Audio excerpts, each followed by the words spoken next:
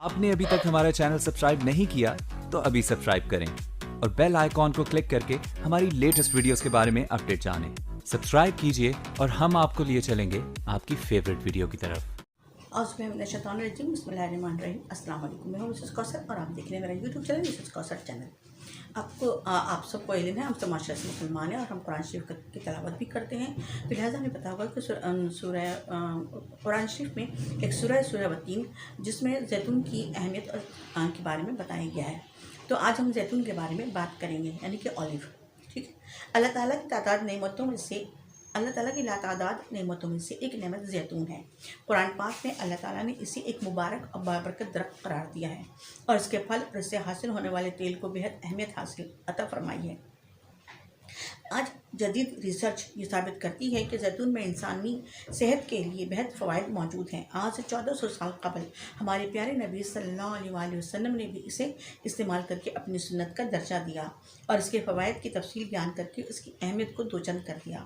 قرآن پاک میں اللہ تعالیٰ فرماتا ہے کہ زیتون، کھجور، انار اور انگور میں فوائد کے خزانے بھرے پڑے ہیں، لیکن ضروری ہے کہ انسان اس بات کو سمجھنے کی صلاحیت پیدا کر لے. اگرچہ کھجور، انار اور انگور لذیذ پھل ہیں، مگر زیتون کا ذائقہ ایسا نہیں ہے کہ انسان اس کی طرف رغبت محسوس کرے یا اسے پسند کرے. یہ پھل ذائقے میں تو نہیں لیکن البتہ فوائد کی نعمت سے مالا مال ہے اور بے شمار بیماریوں کے علاج کے لیے استعمال ہوتا ہے. زمانات قدیم کے لوگ اپنے دیوتاؤں کی بارگاہ میں جو قربانیاں پیش کرتے تھے ان پر زیتون کا تیل لگانا ضروری ہوتا تھا.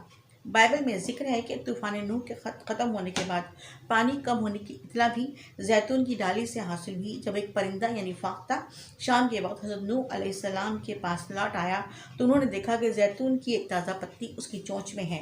زیتون کی شاخ کو مسیح عہد سے پہلے بھی امن کی علامت سمجھا جاتا تھا اور ہم سب تو خیر یہ سمجھتے ہیں کہ اللہ تعالیٰ نے جب حضرت عیسیٰ علیہ السلام کی پیدائش کا وقت قریب آیا تو حضرت مریم علیہ السلام کو کھجور کے درخت کے پاس جانے کی ہدایت کی، مگر عیسائی یہ سمجھتے ہیں کہ انہیں زیتون کے درخت کے پاس بھیجا گیا تھا.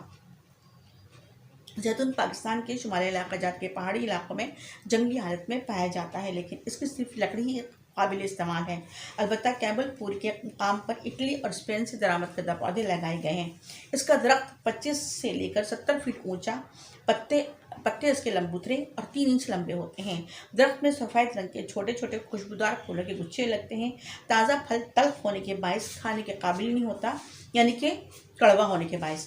البتہ کیمیائی عمل کے ذریعے اس کی تلخی دور کی جاتی ہے. مجھے امید ہے کہ آپ کو یہ ویڈیو پسند آئے گی. اللہ حافظ.